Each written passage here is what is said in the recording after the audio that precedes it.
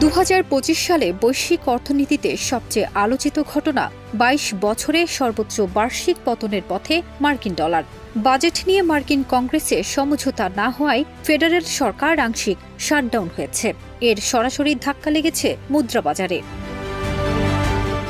Dollar সূচক, যা euro, yen সহ প্রধান 6টি মুদ্রার বিপরীতে মান নির্ধারণ করে নেমে এসেছে 96.19-এ। আর এ পতন এবছর প্রায় 10%। 2003 সালের পর এটি সবচেয়ে বড় বার্ষিক পতন।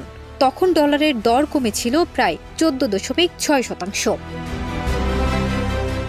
শাটডাউনের কারণে সরকারি সংস্থাগুলো শ্রমবাজারের তথ্য, কৃষি বহির্ভূত চাকরির পরিসংখ্যান, এমনকি মুদ্রাস্ফীতির রিপোর্টও প্রকাশ করতে পারবে না। এতে বাজারে অনিশ্চয়তা আরও গভীর হয়েছে। চলতি বছর বিশ্ব অর্থনীতির দুই প্রান্তে দাঁড়িয়ে আছে ডলার ও স্বর্ণ। ডলার তার শক্তি হারাচ্ছে, আর স্বর্ণ হয়ে উঠেছে বিনিয়োগকারীদের ভরসার কেন্দ্রবিন্দু। বৈশ্বিক অর্থনীতির ভবিষ্যৎ চিত্র তাই অনেকটাই নির্ভর করবে এই দুই বিপরীত ধারার উপর। ডলারের এই দুর্বলতার বিপরীতে স্বর্ণবাজার পেয়েছে নতুন গতি। নিরাপদ বিনিয়োগ হিসেবে স্বর্ণে ঝুঁকছেন বিশ্বজুড়ে বিনিয়োগকারীরা। স্পট মার্কেটে প্রতি আউন্স সোনার দাম বেড়ে দাঁড়িয়েছে $3,891.96। আর ডিসেম্বরে সরবরাহের জন্য ফিউচার স্বর্ণের দাম বেড়ে হয়েছে $3,918.60। মার্কিন ডলার দুর্বল হলে বিদেশি মুদ্রাধারীরা তুলনামূলকভাবে সস্তায় স্বর্ণ কিনতে পারে। এতে বৈশ্বিক চাহিদা আরও বাড়ছে।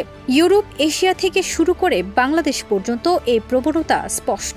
বাংলাদেশের সোনার বাজারে এর সরাসরি প্রভাব পড়েছে।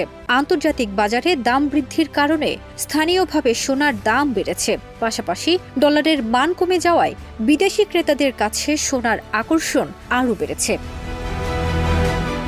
বিশ্লেষকদের মতে, ফেডারেল রিজার্ভ শিগগিরই সুদের হার কমানোর সিদ্ধান্ত নিতে পারে। এমন প্রত্যাশা বাজারের স্বর্ণের প্রতি আকর্ষণ আরও বাড়াচ্ছে। কারণ সুদের হার কমলে স্বর্ণের উপর বিনিয়োগের সুবিধা বাড়ে, আর ডলারের প্রতি আস্থা আরও দুর্বল হয়। ফারজানা নিকিতা, দেশ রূপান্তর।